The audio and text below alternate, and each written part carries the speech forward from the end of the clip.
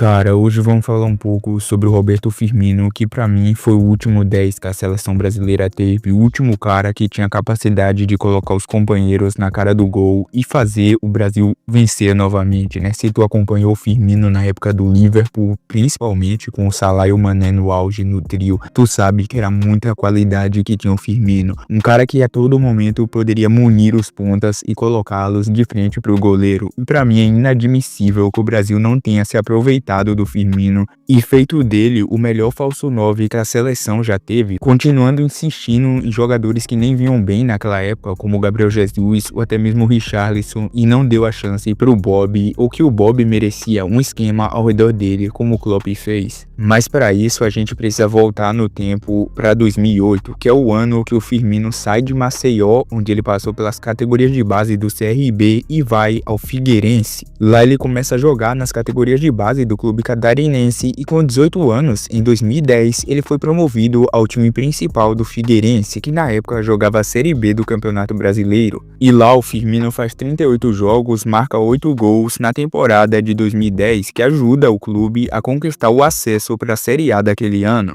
Curiosamente, o Firmino começa jogando como um meia e logo se destaca pela movimentação, inteligência e principalmente pela capacidade de infiltrar na área, características que viriam a ser sua marca registrada no futebol europeu.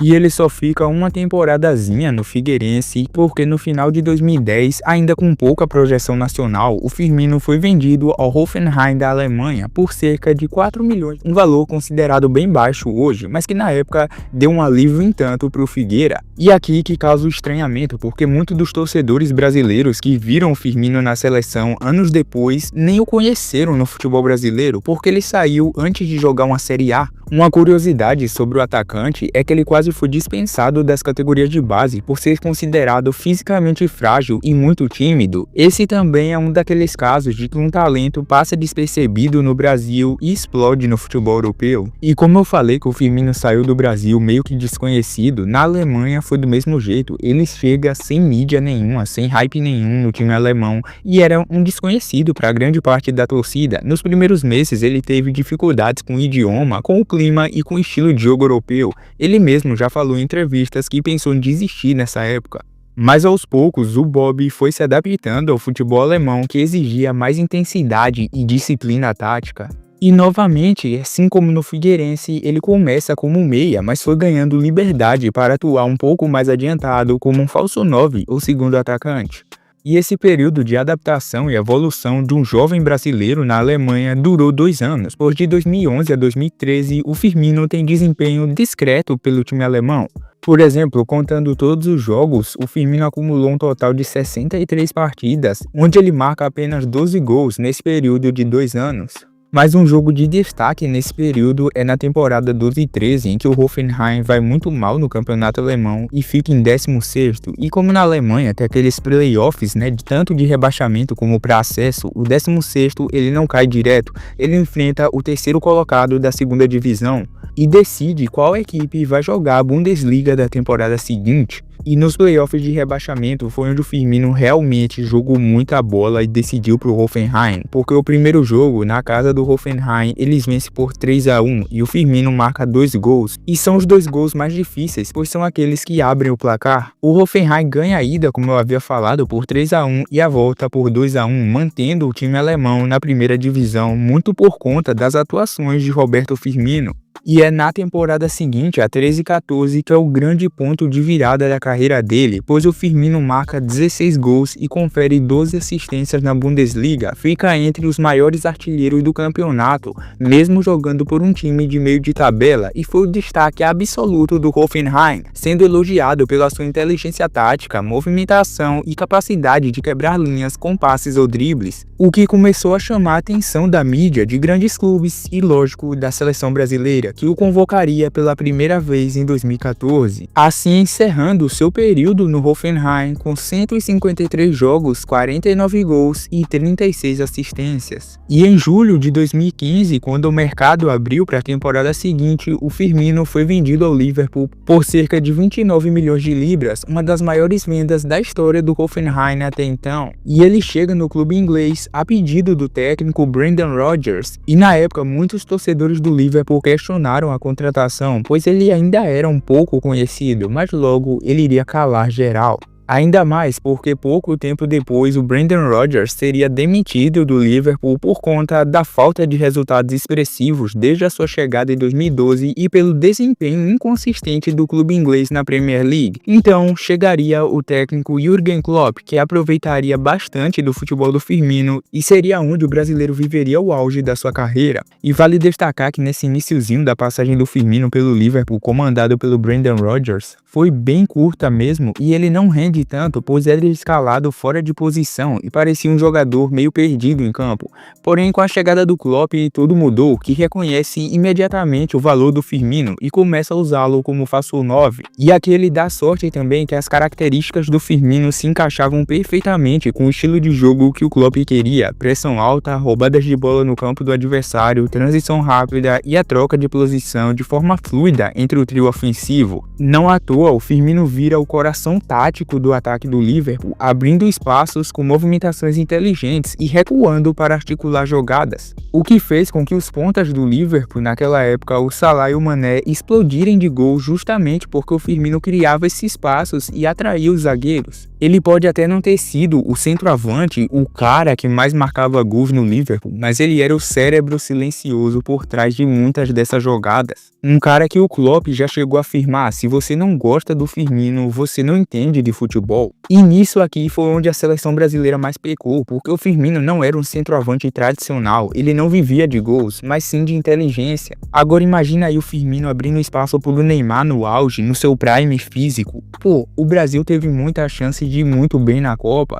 só que aí não tem como. Os técnicos que estavam na seleção nessa época não souberam utilizar, não souberam se aproveitar disso. É um momento que o Brasil perde de ter um time melhor, de ter um time mais consciente em campo, de ter um time mais agressivo, por que não? De ter ganhado uma Copa do Mundo, talvez, por conta de uma falta de visão tática dos seus técnicos. Porque é inadmissível uma seleção não ter utilizado bem o Firmino, que foi um jogador do mais alto escalão do futebol europeu. Pra tu ter ideia, ele era um dos atacantes que mais recuperava bolas no campo adversário na Europa. Então por que o Brasil não praticou esse futebol de pressão extensa sem a bola, de tentar se aproveitar e roubar no ataque?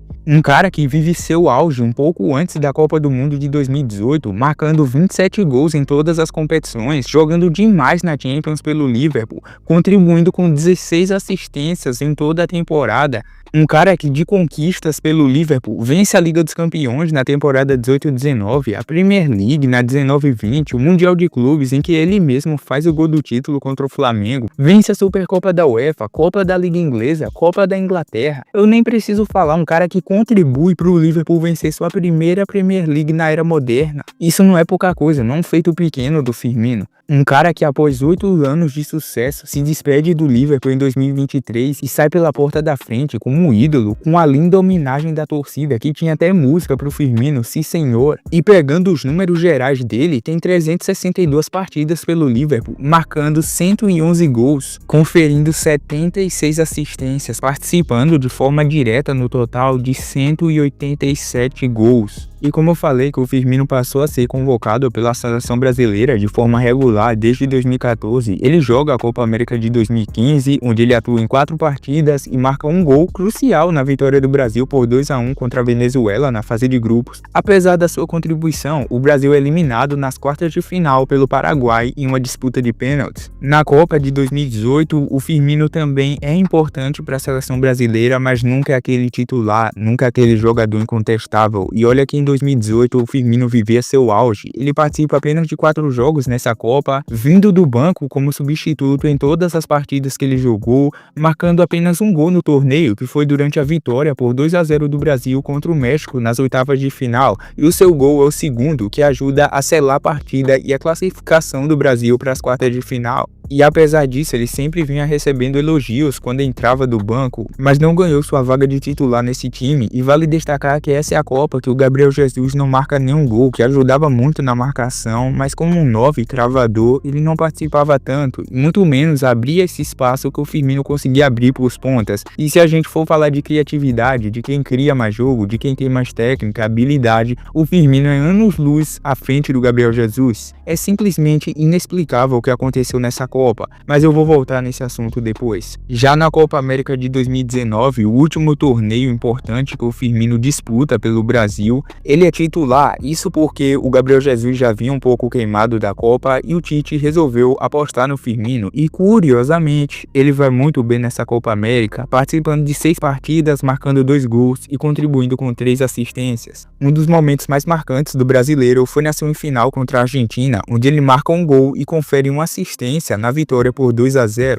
E vale destacar também que o Brasil é campeão dessa Copa América ao derrotar o Peru por 3-1 na final, e o Firmino foi amplamente elogiado por sua performance ao longo da competição. Esse, por sinal, também é o último título importante do Brasil e que teve influência do Roberto Firmino. E agora, entrando mais no assunto do porquê ele foi mal aproveitado na seleção, simplesmente o Firmino tem um estilo de jogo diferente do 9 tradicional. O Firmino é um falso 9 que recua, constrói jogadas, abre espaço para os pontas, sendo essencial para o Salah e para o Mané brilhar no Liverpool. E na seleção, o técnico normalmente procurava um centroavante mais de área, como o Gabriel Jesus, o Richarlison, e isso deixava o Bob como um plano B. E para mim o principal motivo é simplesmente a falta de visão tática dos técnicos e de adaptação tática da seleção ao seu estilo. Enquanto no Liverpool a gente tinha um Jürgen Klopp, um visionário da bola, que fazia o Liverpool jogar num esquema de jogo que aproveitava o estilo único do Firmino, na seleção ele era usado de maneira mais comum, como se fosse um atacante qualquer, o que limitava totalmente o desempenho do Firmino. E aqui eu gosto muito do Tite, eu gostei bastante das eliminatórias do Brasil, ele fazia o Brasil simplesmente dominar aqui na América do Sul, mas convenhamos, ele não soube explorar o que o Firmino tinha de melhor, ele preferia usar jogadores mais verticais e de imposições físicas ou velocidade, e o Firmino, que é um jogador que pensa o jogo, é mais técnico e tático, ficou de lado, e pra mim esse é um dos motivos que o Brasil não ganhou a Copa. Talvez se você usasse melhor o Firmino, o Brasil poderia ter outro volume de jogo, poderia ter, quem sabe, explorado mais as fraquezas defensivas da Bélgica, que não era uma seleção tão boa assim em 2018. E o Brasil poderia, por que não, ter feito frente àquela França. Então, por essas e outras, a gente vê que hoje em dia a falta de visão tática dos nossos técnicos está simplesmente desmoronando. A seleção já vê um técnico estrangeiro como algo inevitável, coisa impensável há poucos anos atrás, mas para você ver a decadência dos nossos técnicos. E o Roberto Firmino é simplesmente uma vítima de um país que não consegue gerar bons treinadores, que não consegue gerar impacto no futebol mundial no quesito de técnicos. E quando você tem um talento único, raro como o Firmino, que você precisa ter um esquema adaptável a ele para ele render de forma absurda, mas que se você fizer isso, você vai ter um cara world class, extra classe, mas você não tem esse treinador, é isso que acaba acontecendo. Mas então, o que é que tu acha do Firmino? Tu concorda ou não com a minha opinião? Deixa aí nos comentários, ajuda com like e inscrição, porque isso conta muito pro canal.